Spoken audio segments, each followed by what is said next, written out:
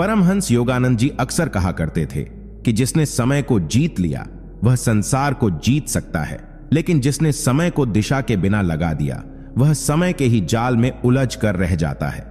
आज हम जिस विषय पर बात कर रहे हैं वह एक बेहद सूक्ष्म लेकिन अत्यंत शक्तिशाली सिद्धांत पर आधारित है। घड़ी और कैलेंडर भूल से भी इस दिशा में मत लगाना। यह बात सुनने में अजीब लग सकती है कि एक घड़ी या कैलेंडर जैसी सामान्य वस्तु की दिशा भी हमारे जीवन को प्रभावित कर सकती है, लेकिन जब आप ध्यान से समझते हैं कि ब्रह्मांड में हर चीज ऊर्जा के प्रवाह से नियंत्रित होती है, तब आप जान पाते हैं कि कुछ वस्तुएं, कुछ प्रतीक और उनकी दिशा हमारी चेतना के प्रवाह को या तो ऊपर उठा सकती हैं या नीचे गिरा सकती हैं। परमहंस योगानंद जी के आश्रम में जब भी कोई नया साधक आता था, सबसे पहले उसे उसके कक्ष में ले जाया जाता था और ध्यानपूर्वक उसके कमरे की ऊर्जा को देखा जाता था। वहां की दीवारों पर कुछ भी अनावश्यक नहीं होता था, न ही बेवजह चित्र, न ही घड़ी की टिक टिक। विशेष रूप से एक बात का बहुत ध्यान रखा जाता था, घड़ी या कैलेंडर कभी भी उस दिशा में नहीं लगाया जाता था जहां व्यक्ति का सिर सोते समय होता है, और विशेष रूप से दक्षिण दिशा में इनका होना अत्यंत हानिकारक माना जाता था। योगानंद जी बताते थे कि घड़ी केवल समय नहीं बताती, यह हमारी ऊर्जा को भी प्रभावित करती है। यदि घड़ी दक्षिण दिशा में लगी है तो उसकी ऊर्जा नीचे की ओर खींचती है, जिससे हमारे विचार भारी हो जाते हैं, निर्णय लेने की शक्ति कमजोर हो जाती है और आत्मा की ज्योति मंद पड़ने लगती है। यह केवल वास्तुशास्त्र नहीं बल्कि सूक्ष्म ऊर्जा विज्ञान का हिस्सा है। कैलेंडर का भी यही सिद्धांत है। वह हमें समय की स्मृति कराता है, लेकिन जब वह गलत दिशा में होता है तो वह हमें समय के बंधन में बांधता है, बजाय इसके कि हमें समय से ऊपर उठाए। एक बार की बात है, एक युवक योगानंद जी के पास आया।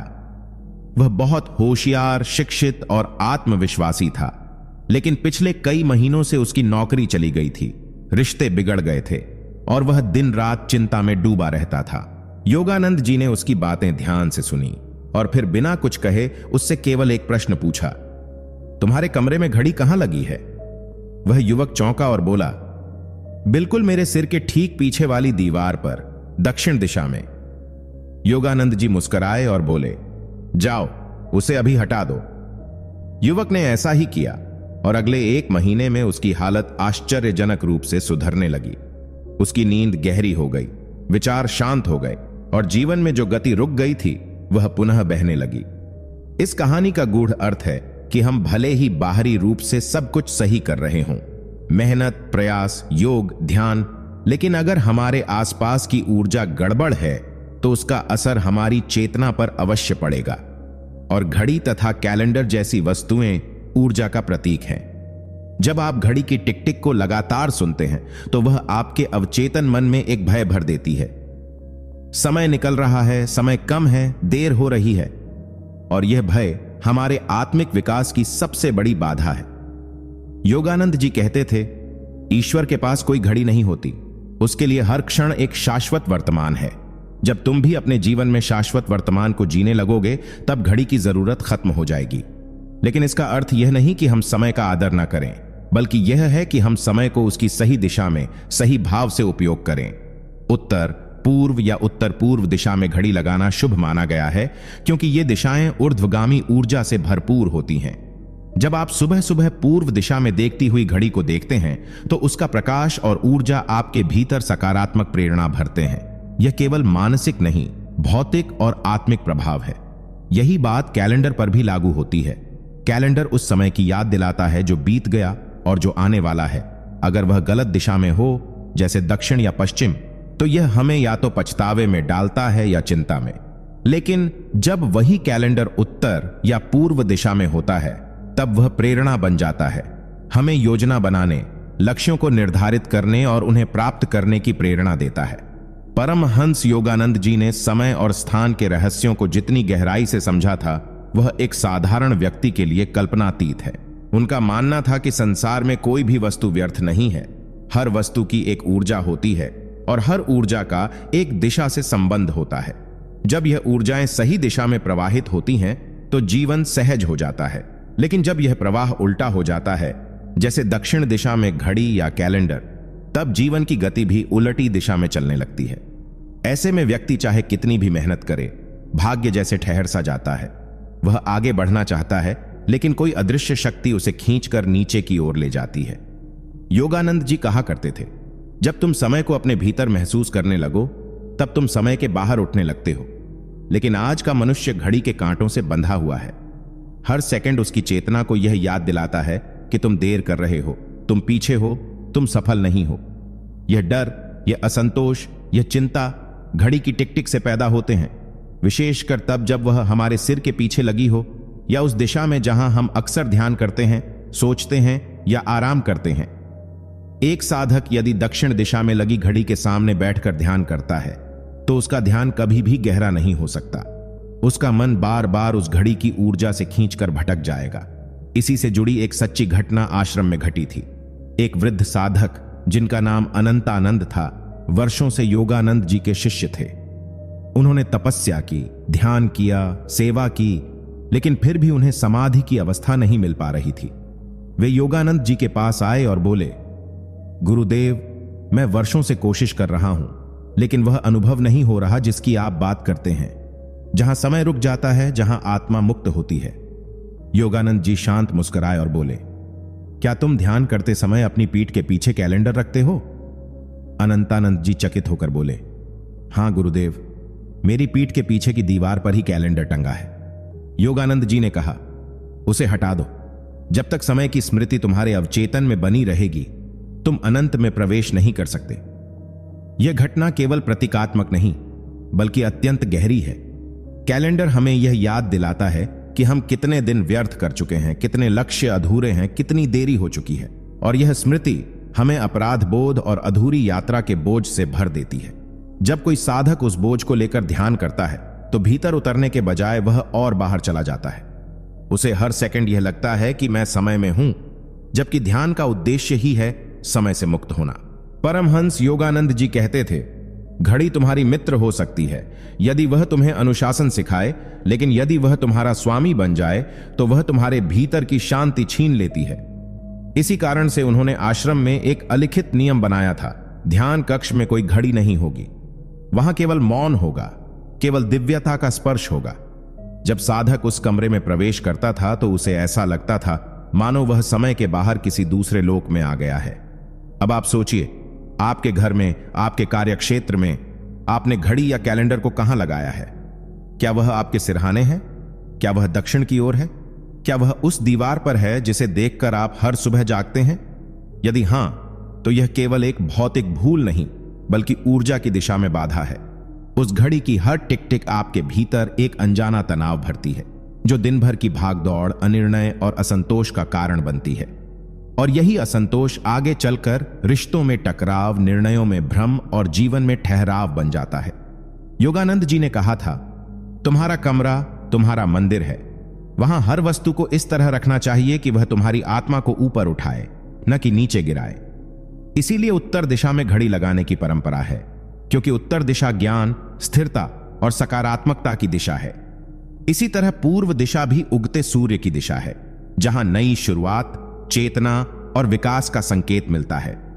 अब कल्पना कीजिए, सुबह आपकी आंख खुलती है और सबसे पहले जो घड़ी आप देखते हैं वह पूर्व दिशा में लगी है। उसका प्रकाश आपके मन को याद दिलाता है कि एक नया दिन शुरू हुआ है, नई संभावना आई है और आप समय के साथ तालमेल में हैं, न कि उसके गुलाम। यह भावना आपकी दिनचर्या, आपकी कार्यक्षमता और आपकी ऊर्जा को आश्चर्यजनक रूप से बढ़ा सकती है। परमहंस योगानंद जी कहते थे, जैसे ही तुम घड़ी के समय में बंधते हो, वैसे ही तुम ब्रह्मांड के दिव्य प्रवाह से कट जाते हो। यह बात केवल ध्यान और साधना के लिए नहीं कही गई थी, बल्कि हमारे दैनिक जीवन के हर कार्य पर लागू होती है। व्यापार, नौकरी, पढ़ाई, परिवार और यहां तक कि स्वास्थ्य तक। जब किसी व्यक्ति के घर में ऊर्जा प्रवाह अवरुद्ध हो जाता है तो सबसे पहले उसका असर उसके मानसिक संतुलन पर होता है, फिर वह शरीर में उतरता है और अंत में परिस्थितियों में। और कई बार यह अवरोध किसी वास्तु दोष से नहीं, बल्कि केवल एक गलत दिशा में लगी घड़ी या कैलेंडर से भी उत्पन्न हो सकता है। इस संदर्भ में एक व्यापारी की कहानी अत्यंत प्रेरक है। योगानंद जी के पास एक व्यापारी आया जो पहले करोड़ों में व्यापार करता था, लेकिन धीरे धीरे उसका काम ठप हो गया। उसने हर उपाय कर लिया, पंडितों से पूजा, मंदिरों में दान, वास्तुशास्त्र के बड़े बड़े जानकारों से सलाह, लेकिन सब निष्फल। जब वह योगानंद जी से मिला तो उन्होंने उसे बहुत ध्यान से देखा और केवल एक ही प्रश्न पूछा, तुम अपने ऑफिस में सबसे अधिक समय किस दिशा की ओर मुंह करके बैठते हो? व्यापारी ने उत्तर दिया, दक्षिण दिशा में। योगानंद जी ने मुस्कुराकर कहा, और घड़ी? व्यापारी ने उत्तर दिया, मेरे ठीक सामने दक्षिण दिशा की दीवार पर। योगानंद जी ने कहा, वह घड़ी नहीं, तुम्हारे व्यापार का मृत्यु घंट है। उसे हटा दो, अपनी दिशा बदलो। समय को अपने ऊपर मत हावी होने दो, बल्कि उसकी धारा में जागरूक होकर चलो। व्यापारी ने वैसा ही किया। उसने घड़ी को उत्तर दिशा की दीवार पर लगाया, अपने बैठने की दिशा पूर्व की ओर कर दी और ध्यान के लिए एक शांत स्थान निर्धारित किया। आश्चर्यजनक रूप से अगले 6 महीनों में उसके व्यापार में पुनः गति आने लगी। पुराने ग्राहक लौटने लगे, रुका हुआ पैसा वापस आने लगा और उसे लगा मानो कोई अदृश्य शक्ति अब उसके साथ चल रही है, न कि उसके विरुद्ध। अब सोचिए, क्या यह केवल एक संयोग था?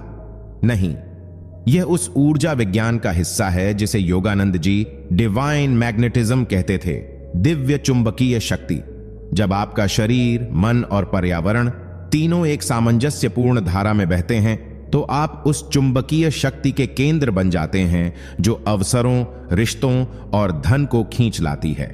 लेकिन अगर किसी भी एक दिशा में रुकावट है, जैसे दक्षिण की ओर मुख करके बैठना या वहीं घड़ी कैलेंडर होना, तो यह चुंबकीय प्रवाह अवरुद्ध हो जाता है। योगानंद जी कहते थे, तुम्हारे आसपास की हर वस्तु या तो तुम्हारी चेतना को ऊर्ध्वगामी करती है या अधोगामी, और सबसे शक्तिशाली प्रतीक जो हमारे जीवन को चलाता है वह है समय। जब समय ही गलत दिशा में प्रतीकात्मक रूप से बह रहा हो, तब सफलता सही दिशा में कैसे आएगी? यदि हम दिन रात उस कैलेंडर को देख रहे हैं जो हमें बताता है कि महीने के कितने दिन बचे हैं, बिल भरने की आखिरी तारीख कितनी नजदीक है, या हमारी उम्र कितनी बढ़ती जा रही है, तो हमारा अवचेतन लगातार एक तनाव में जी रहा है। और यह तनाव हमारे विचारों की गहराई को खत्म कर देता है, जिससे हमारी निर्णय क्षमता, धैर्य और आत्मविश्वास कमजोर होने लगता है। इसीलिए योगानंद जी की शिक्षा थी, अपने घर में केवल वही घड़ी लगाओ जो सुंदर हो, शांत हो और सही दिशा में हो, और कैलेंडर को प्रेरणादायक बनाओ। उस पर केवल तारीखें न हो, बल्कि उस पर हर महीने एक उद्धरण हो, एक उद्देश्य हो, एक दिशा हो। उन्होंने कहा था कि कैलेंडर वह दर्पण है जिसमें तुम्हें देखना चाहिए कि तुम्हारा जीवन किस दिशा में जा रहा है। यदि वह दक्षिण या पश्चिम की ओर टंगा है तो वह केवल समय की स्मृति है, लेकिन यदि वह उत्तर या पूर्व की ओर है तो वह समय की संभावना है। अब जरा विचार करें, हमारे घरों में अक्सर जो सबसे सुंदर दीवार होती है, हम वहीं घड़ी लगाते हैं, चाहे वह दिशा कोई भी हो। कभी सोचा है कि केवल दीवार की सुंदरता देखकर दिशा का चयन कर लेना हमारे भाग्य के प्रवाह को कितना बाधित कर सकता है? जैसे शरीर में रक्त एक विशेष दिशा में बहता है, वैसे ही ब्रह्मांड में ऊर्जा की धाराएं होती हैं। दक्षिण दिशा मृत्यु और समाप्ति की दिशा है। वहां घड़ी हो तो जीवन में ठहराव, रुकावट और उलझन बढ़ती है। जब परमहंस योगानंद जी ने अमेरिका में सेल्फ रियलाइजेशन फेलोशिप की स्थापना की, तो उन्होंने ध्यानपूर्वक हर आश्रम, ध्यान कक्ष और पुस्तकालय की दिशाओं का निर्धारण किया। उन्होंने कहा, अगर तुम्हारे ध्यान कक्ष में समय की आवाज आ रही है तो वह ध्यान नहीं, अभ्यास है। और अभ्यास केवल तब तक फलदायक होता है जब वह मौन के गर्भ से जन्म ले। योगानंद जी ने केवल ध्यान, व्यापार या साधना की बात नहीं की। उन्होंने सबसे पहले मनुष्य के मूल जीवन, परिवार, संबंध और मन की शांति को ईश्वर से जोड़ने की कोशिश की। उनका यह स्पष्ट निर्देश था कि अगर तुम अपने घर में शांति चाहते हो, अगर तुम चाहते हो कि रिश्तों में प्रेम और सम्मान बना रहे, तो तुम्हें अपने घर के वातावरण को मंदिर की तरह पवित्र बनाना होगा। और यह पवित्रता केवल दियों या फूलों से नहीं आती, यह आती है ऊर्जा की शुद्ध दिशा से। घर की दीवारें वही हैं, दरवाजे वही हैं, लेकिन जब आप उन्हें ऊर्जा प्रवाह के नियमों के अनुसार व्यवस्थित करते हैं, तब वह घर एक शक्तिशाली आध्यात्मिक केंद्र बन जाता है। परमहंस योगानंद जी की शिक्षाओं से प्रेरित एक साधिका शारदा, जो एक छोटे शहर की गृहिणी थीं, उन्होंने एक बार योगानंद जी की जीवनी पढ़ी और उसमें लिखा था, कभी भी घड़ी या कैलेंडर को अपने सोने के स्थान की दक्षिण दिशा में न लगाओ। उन्हें पहले यह बात कुछ विचित्र लगी। उन्होंने इसे नजरअंदाज कर दिया, लेकिन कुछ ही महीनों बाद उन्होंने महसूस किया कि उनके घर में हर सदस्य में एक अस्थिरता, चिड़चिड़ापन और उलझन बढ़ने लगी है। उनके पति का स्वभाव पहले शांत था, अब छोटी बातों पर क्रोधित हो जाते थे। बच्चे पढ़ाई में पिछड़ने लगे थे और खुद शारदा जी का मन किसी भी काम में नहीं लगता था। एक दिन उन्होंने ध्यान से अपने शयन कक्ष को देखा और उन्हें याद आया कि वहां ठीक उनके सिर के पीछे वाली दक्षिण दिशा की दीवार पर एक बड़ी घड़ी और उसी के नीचे एक कैलेंडर टंगा हुआ था, जिसमें घर के सभी सदस्यों के शेड्यूल और जरूरी तारीखें चिपकी हुई थीं। उन्होंने बिना किसी से कुछ कहे उसी दिन वह घड़ी हटा दी, कैलेंडर को उत्तर दिशा की अलमारी के भीतर रख दिया और उस दीवार पर एक शांत सुंदर चित्र टांग दिया, जिसमें एक झील थी, शांत जल और एक उदय होता सूर्य। कुछ ही हफ्तों में उन्होंने अंतर देखा। उनके पति का व्यवहार फिर से शांत हो गया। उनके बच्चों ने कहा, मम्मी अब कमरे में अच्छा लगता है, और खुद शारदा जी को जैसे कोई बोझ हटता हुआ महसूस हुआ। वह बोझ कोई भौतिक वस्तु नहीं था, वह था समय की गलत दिशा में प्रवाह, जो उनके पूरे पारिवारिक जीवन को घसीट रहा था। जब हम कैलेंडर को दक्षिण या पश्चिम दिशा में टांगते हैं तो वह हमें जीवन के गुजरते हुए पलों की याद दिलाता है, और यह स्मृति मन में उदासी भरती है, तनाव को जन्म देती है। हम सोचने लगते हैं, इस महीने में तो कुछ भी नहीं हुआ, कितना समय बर्बाद हो गया, उम्र बढ़ती जा रही है, और यह विचार धीरे धीरे आत्मा से विश्वास और आनंद को छीन लेते हैं।